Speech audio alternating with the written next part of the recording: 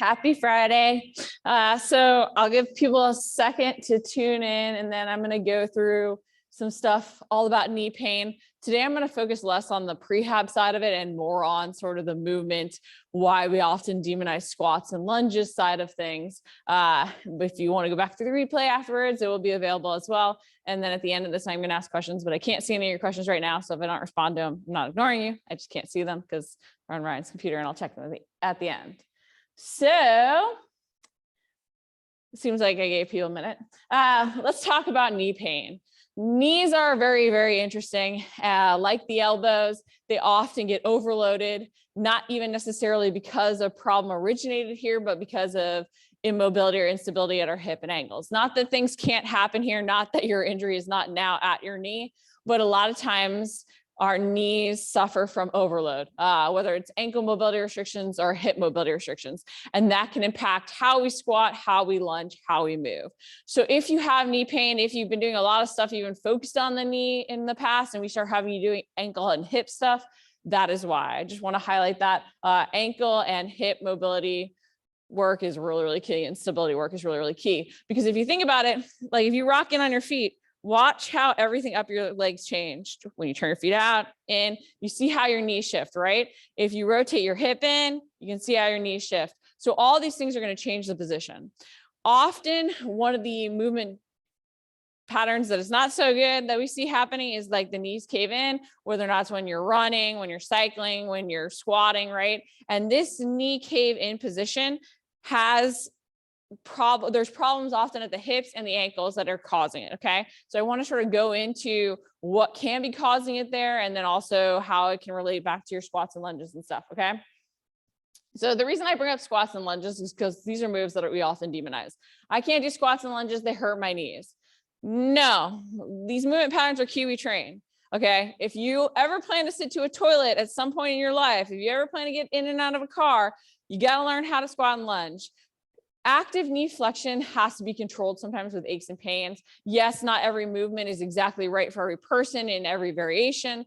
However, too often we just demonize the movement pattern instead of learning how to control it best to prevent aches and pains from really occurring long-term, from preventing those injuries, okay? So in terms of those movement patterns, I want to break them down a little bit, but I also want to highlight one key myth when it comes to squatting. When you squat, your knees can go past your toes, okay? Depending on your lower leg length, depending on different factors, they will have to, okay? What we don't want to see, and the reason that myth came about is because people started squatting like this a lot, okay? People weren't loading their glutes, they started squatting like this. So as a cue, your knees can't go past your toes or rows, but that's not fully accurate, okay? What we don't want is our heels coming up. What we don't want is our weight going forward. So even though this is a knee flexion movement, so you have deadlifts, which are a hip hinge movement, knee flexion or knee dominant movement is squats, right? You're going to bend at the knees. You do want to think, push your butt back as you lower down, right? So you're sitting your butt back. If you lack ankle mobility, okay, this is where we start to get some of this going on. This is where it can be good to use different variations of moves as we build up. A lot of times people will put something under their heel to limit the amount of dorsiflexion actually required. This is a Band-Aid. It also shifts your weight forward. So be very careful if you're doing that. While it can be a good test, and it could be used strategically to work your quads, a lot of times this is a Band-Aid and not actually working on the fix. So it might be better, guys, sometimes, as much as it might seem like a modification, to actually squat to a bench, because this allows you to control the range of motion, the active knee flexion. If you do have aches and pains, it allows you to actually sit back and load your glutes. It's a functional move because we have to sit down in chairs, all that stuff. It also limits the amount of dorsiflexion or the ability to draw your toes up towards your shin that you actually need, which can allow you to actually load your heels, okay? When we also talk about loading in squats or lunges or whatever else, we might say drive back off your heels. That does not mean that we want to see something like this where you're lifting your toes, okay? You want to think about your foot as a tripod when you are doing any of these movements. Just like in push-ups or planks or anything like that, whatever the connection, pull-ups, right? Whatever that foundation is, you want to think about tension there, because creating tension from that foundation up will better help you activate muscles all the way up the kinetic chain, okay? So in this case, your feet are the connection to the ground, they're your foundation. So think about the 2 points in the ball of your foot, the one in your heel when you're doing these movements. That will actually help you make sure that you're activating everything. You may notice, and this is why I hate follow-alongs. This is why I hate things where you're really focused on the video versus being intentional with movement. It's why I even hate having mirrors at the gym, because you get focused on what the movement looks like versus what you feel working. When you set up, think, do I feel those points pushing down to the ground? Okay, can I feel my whole foot as I sit back? Can I drive through my whole foot? And you might have to slightly shift your weight back to your heel, slightly focus a little bit more on the ball of your foot, depending on how you want to rock. And this is why working even on that ankle mobility is so key.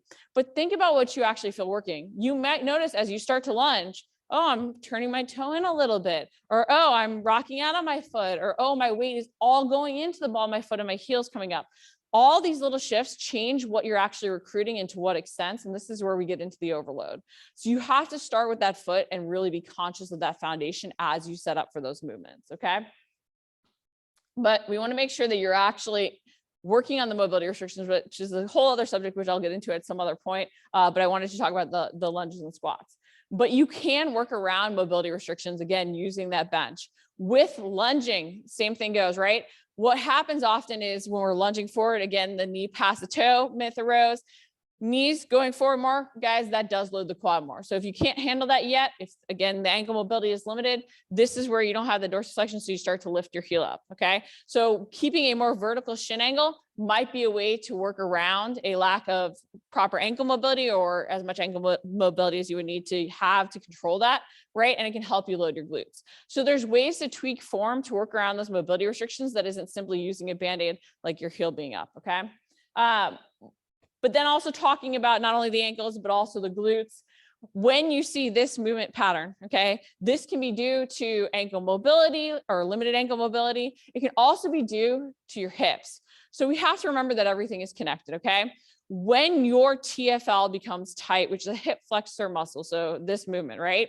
It also creates tension through your IT band, which can then, and it's also a hip internal rotator, can then lead to this. Because we want to think about why is this occurring, right? It's occurring because this is internally rotating the hip and causing this, right? And then because of the tension down the IT band, what this can even do is impact our lower leg, and it can create tibial external rotation, so that wanting to turn out. So what you have here is hip wanting to turn in, lower leg wanting to turn out because of that tension through the IT band, because of this one single pesky muscle even, okay? And so that's where you start to see this. This is not a problem at the knee. You know, we might want to try and strengthen the quads. You know, we can even feel like our VMO is getting overloaded, but it's one of these things that this is actually a problem at the hip. Okay. You can find out if it's also being contributed to by ankle mobility issues, but the ankle mobility issues can be being caused by even that hip flexor muscle. It's why you got to start to assess a little bit further away. It's why we're going to ask you for videos constantly. Okay. I'm going to take a really quick tangent off of that. This is a cell phone. Okay. You go to the camera, you do the little turnaround selfie mode. You then take a yoga block, a roller, you stand up like this in selfie mode, you come here, you look awkwardly at the camera, you take a video, okay?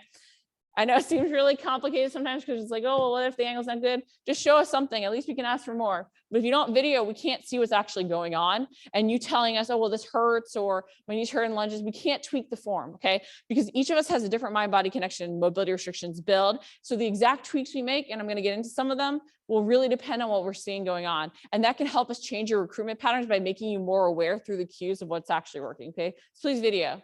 That's my sarcastic little way of saying please video. But talking back to the TFL, okay? When you do things like mini band walks or whatever else, and you're like, woo, burns here, that is not good, okay? That is your TFL compensating for your glute medius. This again comes back to making sure you are actually intentional with moves, you feel the right moves in the right areas, okay? Because doing things for your glute medius, that TFL is also abducting, okay? So it's one of these things that it assists in that movement, but it can also compensate and take over and become the prime mover when it shouldn't be, your glute medius should be. So doing the right moves might perpetuate the issues if you're not getting the right muscles working, which is why we have to work on those tweaks.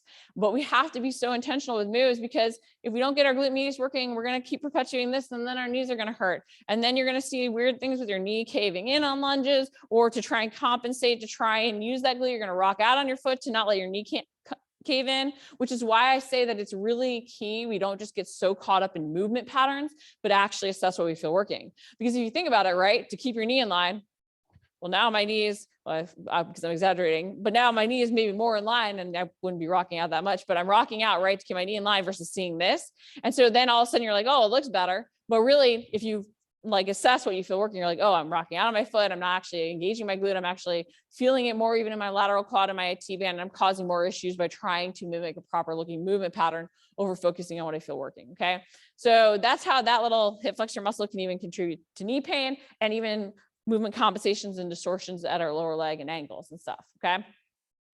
So going into the actual movements that I wanted to talk about, I went over my little notes here because it's Friday and my brain isn't working, but I went into my little video thing that's slightly funny. But I wanted to talk about squats, okay, really quick.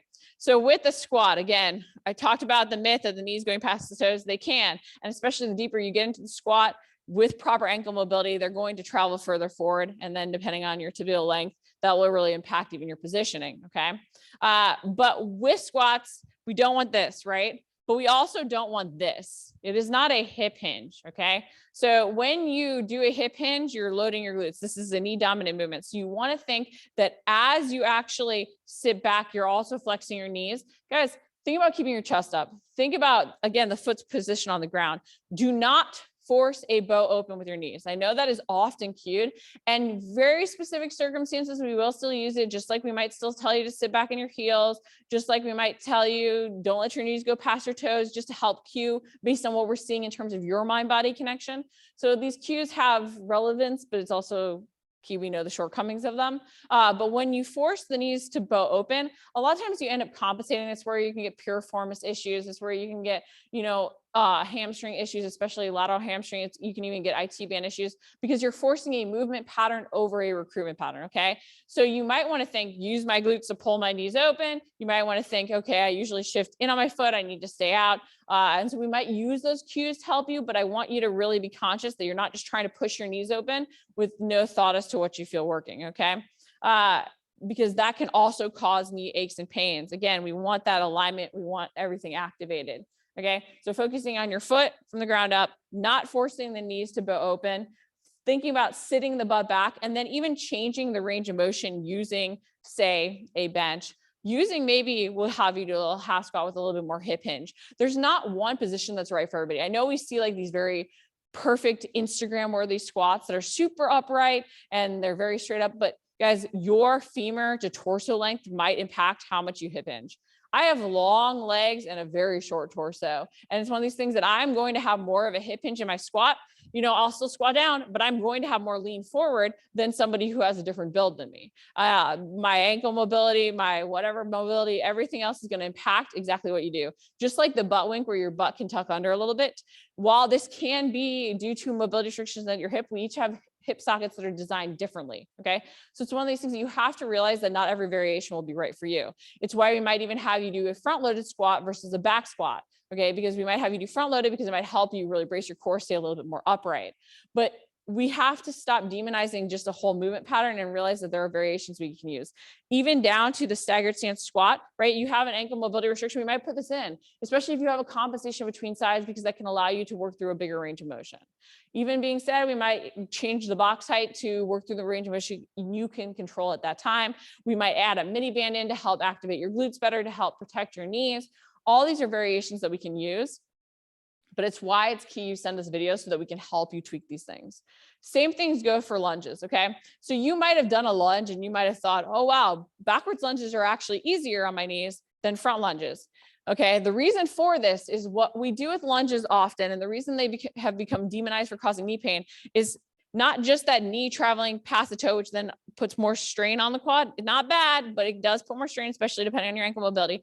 But our weight is always going forward, okay? When you're doing movements, the whole reason we get stronger is efficiency of movement, right? We're able to recruit the correct amount of muscle fibers at the correct times and the muscles in the correct orders so that everything is efficient.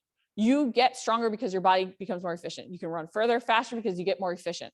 Also why we burn fewer calories during activities when we adapt to them, but that's a whole other story. So when you think about lunging forward, even though you're going forward, guys, you should almost be able to be like, oh, I'm safe. I can just stay in this position, right? I'm evenly balanced. Now when I'm pushing back, yes, I'm pushing off the front foot, more than the back foot potentially to push back, but my weight is centered. Okay, so I always want you to be able to assess, is my weight centered? If you're here, you're gonna be like, oh, maybe not that dramatic, but you'll go forward, right? So it's one of these things that you want to think, is my weight centered? With the backwards lunge, because we're sitting back in the front heel, it's often a lot easier. So we might start you with a backwards lunge. We might also start you with a split squat. You are never above a movement. Okay. I go back to split squats. Yes, maybe I'm using heavier weights than I was before, but you are never above a movement. You always want to use all the movements. Just like if the balance lunge is in there, we might have you video it. And if your balance lunge, let's just say, even though you are good at the split squat, full range of motion, if your balance lunge is this because of now we're adding in the instability, we might take it out because you can't work through that full range of motion. A harder move you can't control, that you can't get the most out of, is way less beneficial than an easier move done really well. Okay. But going back to the split squat is here. Okay. You want to think, and depending again on your ankle mobility, you might have more of a vertical shin angle, but you want to think about squeezing this back glute, this alignment, and then you're pushing straight up and then you're coming back down. If you cannot touch your knee to the ground, and obviously depending on what you're working out on, this is a nice cushy mat, you might not actually touch it down to the ground, but if you can't control that range of motion, we might have you start with a block, okay, pillow, something else. But we want you working through that full range of motion to learn how to control it, because being able to engage this glute for this hip extension, being able to keep that vertical shin angle, being able to keep everything aligned and work through that range of motion and build up that range of motion is so, so key, because that's a hip flexor stretch, guys. That's improving your hip mobility. It's so important to help really make sure that your knees are protected, your hips are protected, all that jazz, okay? So when we're thinking about that, you want that even alignment. When we even play around with your lunge form, we might play around with how much hip hinge you have. Maybe when lunging back, right? Again, the more vertical shin angle, we might have you have a slight forward lean, not just rounding over, but a slight forward lean, because what that does is, again, use that hip hinge to load the glute a little bit more, okay? So we might tweak your form. If we see that you are actually allowing your back knee, say on the lunges, to even rock out, we might add in rectus femoris foam rolling, okay? We might tweak how you're actually putting pressure on your back foot. All these little things can change in terms of cues, which is why the filming, so we can get you exact cues for your recruitment and movement patterns, is so key. But it's also why one size and one form is not just right, okay? We might have to tweak the exact form, the exact variation you're using, the exact loading position you're using, to help you really get the most out of everything, okay? But that's why I wanted to talk a little bit about the different movement patterns, especially like the squat and the lunge, which are so often demonized for causing knee pain, okay? Those were the main things I wanted to touch on with those movements. I do have other coaching videos, which if you are struggling with either one of those moves, break down both a little bit more too as well, and I can link out to that as well. Any questions, comments, or concerns?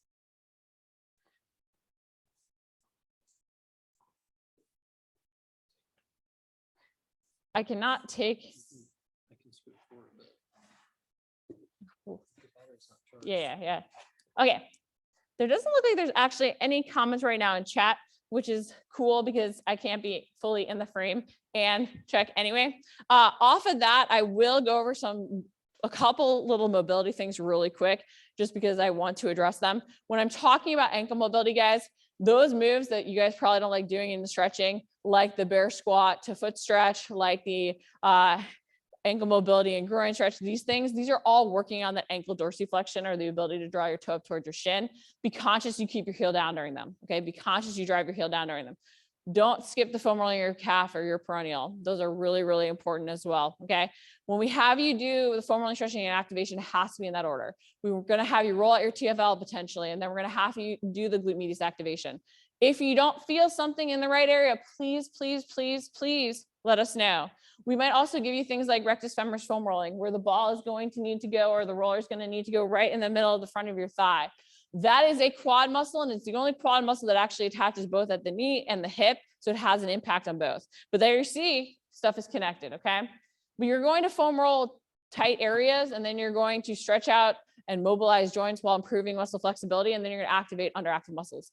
Again, do not just go through the motions with these things, especially the activation. Tell us what you feel working so we can really make sure that we're getting everything engaged. Because guys, if that glute medius is not engaged, again, you're going to see this position, right? You're not going to be able to stabilize your pelvis. all that's going to result in your knee becoming overloaded and injured. Okay. So be very intentional during the moves. If we can't get those isolation moves working, you're not going to see the full benefits of compound movements like your squats and lunges. But don't be afraid to embrace the different variations, even when some of them are really weird that we include, especially if we do include things like single leg squat.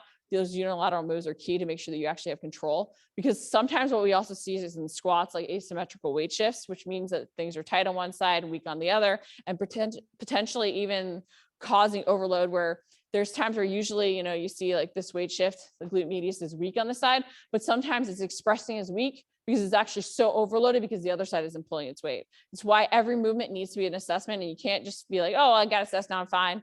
And we want videos constantly, especially if we don't feel the correct areas working or something's not adding up the way it should be. Okay.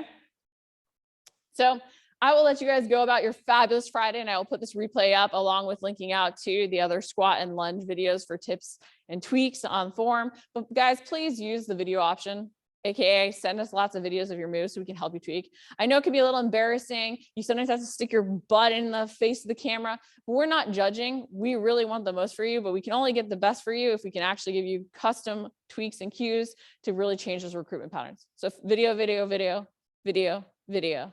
Okay. Have a fabulous Friday and a great weekend, guys.